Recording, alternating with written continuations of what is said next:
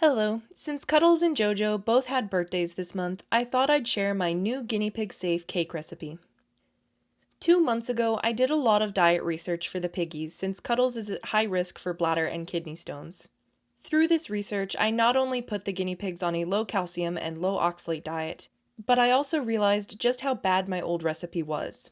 It might be fine for a young, healthy pig to enjoy once in a blue moon, but it still isn't very good for them. So I took the video down and went back to the drawing board. After some experimenting, I came up with a version that is super safe for them. So, on to the recipe. For the base, mix 1 part pellets to 2 parts water and let soak for a few minutes. I use Oxbow Garden Select, but I think that most pellets will work. Finely dice some red bell pepper and mix into the pellet mixture. I used to use carrots, but bell pepper is probably the best veggie for piggies when you look at the calcium, oxalate, and vitamin C content. Links will be in the description. Now pat mixture out onto parchment-lined baking tray, about 1/3 of an inch thick. Bake on 350 degrees Fahrenheit for about 30 minutes.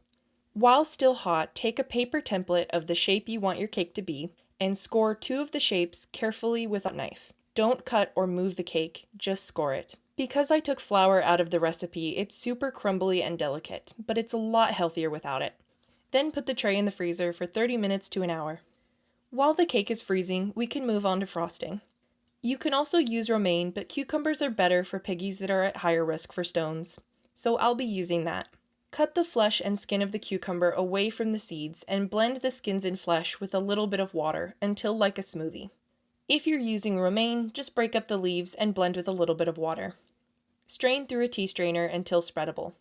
Unfortunately, I lost the footage of the cake assembly, but once the cake is fully frozen, take it out and use the scored marks to break the cake away from the excess. Don't worry about a clean break, since frosting can cover any holes.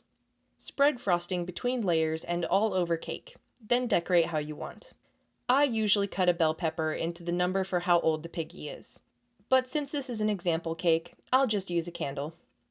Mine go crazy for this cake, so hopefully your piggies will enjoy it just as much as mine do if you choose to bake it. Thanks for watching!